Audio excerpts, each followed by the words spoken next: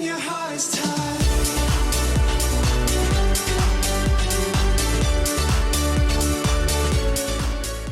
At some point in everybody's DD2 career, they've messed around with the Frostbite tower, whether it's to like slow things or to use as a bait tower, or to like freeze enemies with the one shard, or to buff towers with the Frosty power shard.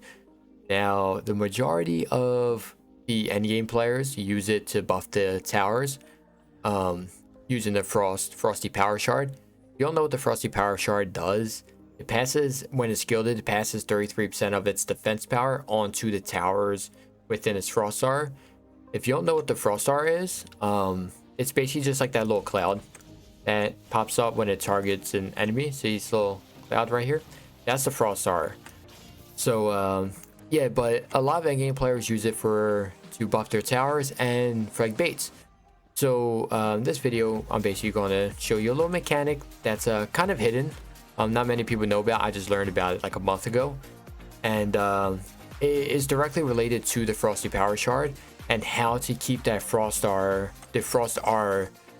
staying up for as long as possible, just to continue that buff. Now, as you can see here, I have 4 apprentices. Each one of these have something different about it. They all have ascension in the defense speed. This very first one has nothing else but ascension in the defense speed. Second one has a 10 out of 10 defense rate mod and ascension. The third one has a gilded defense rate and ascension. And the last one we'll get to in just a second. So if I place down the Frostbite on the first one with just the ascension of defense speed, and I hit E on it, you're going to notice like there's nothing there that shows the speed. So you're probably thinking like, yo, what does the speed have anything to do with the Frostbite tower?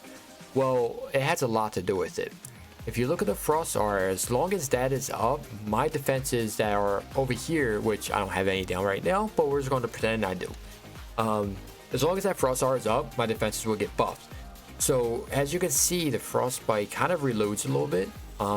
Takes like a half a second to reload. Now that's a half a second downtime where your defenses aren't getting buffed by it. So it stays up right now for about like 4.5 seconds about. Now, if I delete this and I go to my second apprentice, this one being the one with the 10 out of 10 defense rate on it, and I place this down, you're going to notice the speed changes of it.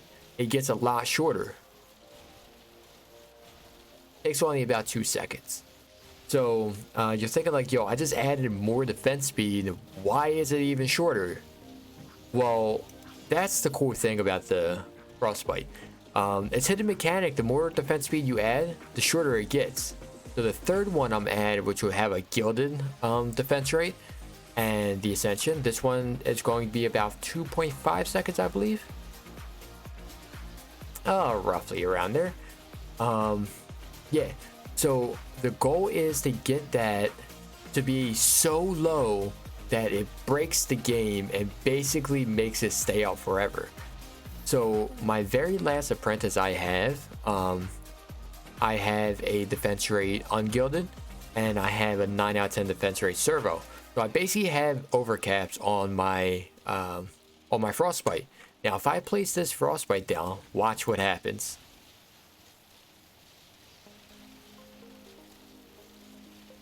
Look at that. It just stays there forever. It just does not go away.